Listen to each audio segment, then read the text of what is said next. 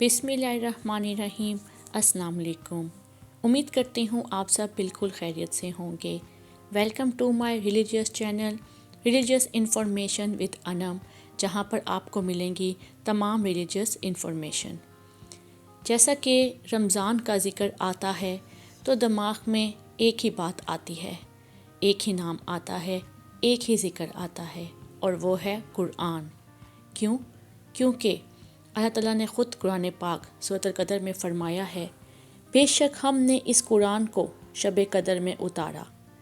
اور آپ کیا سمجھے ہیں کہ شب قدر کیا ہے؟ شب قدر فضیلت اور برکت اور اجر و ثواب میں 1000 مہینوں سے بہتر ہے۔ اس رات میں فرشتے اور روح عالمین اپنے رب کے حکم سے خیر و برکت کے ہر امر کے ساتھ اترتے ہیں۔ یہ رات طلوع فجر تک سراسر سلامتی ہے۔ قرآن اور رمضان کا آپس میں بہت گہرا تعلق ہے۔ قرآن رمضان المبارک ہی کے مہینے میں نازل ہوا، جیسا کہ خود قرآن حکیم میں ارشاد ربانی تعالیٰ ہے۔ رمضان کا مہینہ وہ مہینہ ہے جس میں قرآن نازل کیا گیا، جو تمام انسانوں کے لیے سراسر ہدایت ہے اور ایسی واضح تعلیمات پر مشتمل ہے جو سیدھا راستہ دکھانے والی اور حق و باطل کا فرق کھول کر رکھ دینے والی ہیں۔ بس اب جو شخص بھی تم میں سے اس مہینے کو پائے، اس پر لازم ہے کہ وہ اس پورے مہینے کے روزے رکھے۔ آپ صلی اللہ علیہ وآلہ وسلم نے فرمایا، رمضان کا مہینہ آ گیا ہے، اس مبارک مہینے میں اللہ تعالیٰ تم لوگوں کو اپنے کرم میں ڈھانپ لیتے ہیں اور اپنی خاص رحمت تم پر نازل فرماتے ہیں اور تمہاری خطائیں معاف کر دیتے ہیں۔ لیکن افسوس کا مقام یہ ہے کہ جیسے ہی رمضان کا ذکر آتا ہے، ہمارے درمیان باتیں ہوتی ہیں تو پکوڑوں کی، سموسوں کی، جلیبیوں کی، چاٹ کی۔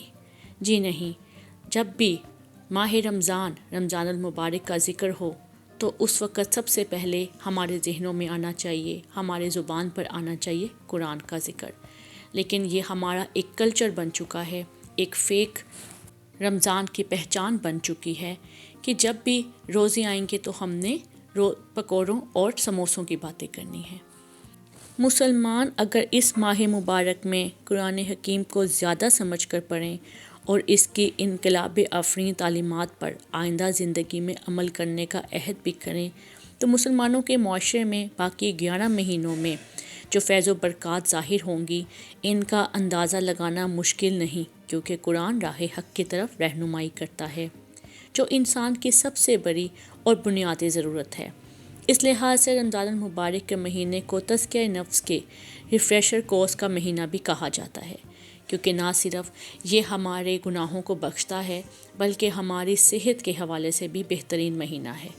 ہم اپنی صحت کو ان تمام تلے ہوئی چیزوں کو کھا کر اپنی صحت مزید خراب کر لیتے ہیں، جبکہ روزے رکھنے سے انسان تندرست ہوتا ہے، انسان کی جتنی بھی چھوٹی بیماریاں یا بڑی بیماریاں ہوتی ہیں وہ سب کی سب ختم ہو جاتی ہے، انسان کے کھانے پینے کی روٹین بہتر ہوتی ہے، ہر چیز کسی خاص نسبت کے باعث خصوصی قدر و قیمت حاصل کرتی ہے، جیسے کہ دیگر مساجد کے مقابلے میں کعبۃ اللہ یعنی بیت اللہ میں نماز پڑھنے کا ثواب 1,00,000 گنا زیادہ ہے۔ اسی طریقے سے اگر ہم قرآن پاک کو عام دنوں کی نسبت رمضان المبارک میں پڑھیں گے تو اس کا جو اجر ہے وہ 70 گنا زیادہ ہوگا۔ جیسے کہ عام مہینوں میں تلاوت کے دوران ایک حرف پر 10 نیکیاں حاصل ہوتی ہیں، لیکن رمضان المبارک میں اس کا اجر و ثواب کئی گنا بڑھ جاتا ہے۔ یہی وجہ ہے کہ مسلمان اس ماہ مبارک میں دوسرے مہینوں کی نسبت زیادہ مستعد ہو جاتے ہیں، قرآن حکیم کی زیادہ سے زیادہ تلاوت کی کوشش کرتے رہیں، دن میں خود بھی پڑھتے رہیں اور رات کو تراویح میں اس کو سننے کا خصوصی اہتمام کرتے رہیں۔